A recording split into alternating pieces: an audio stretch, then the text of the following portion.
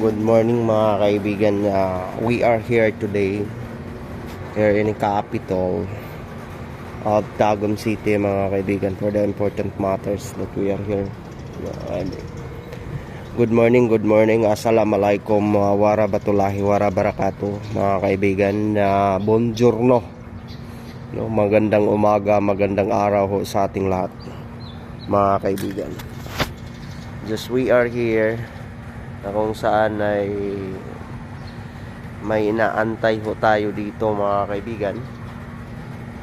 Yung sa likod niyan ay that is Santras subdivisions mga kaibigan.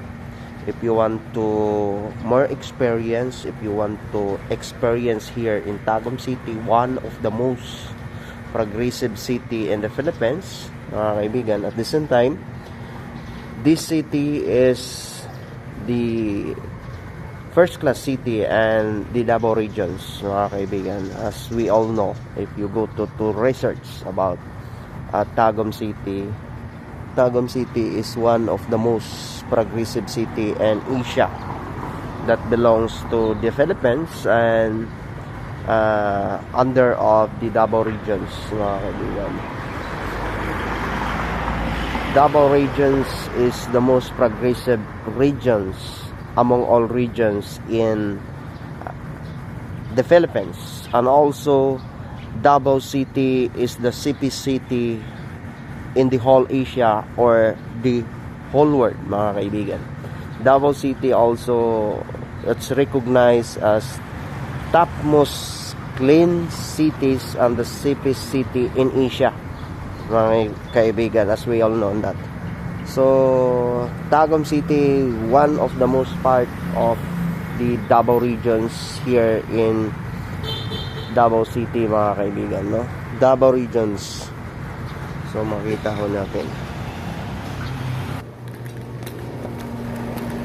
So as we all know that mga kaibigan, that we are here today na kung saan ay may titingnan pa ho tayo dito, no, mga kaibigan.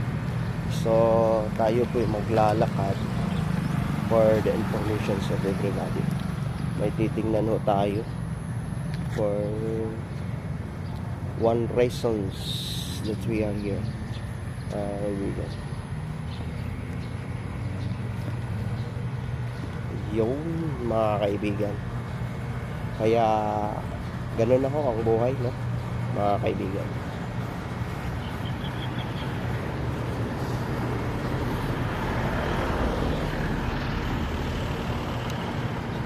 So Santras yung sa likuran.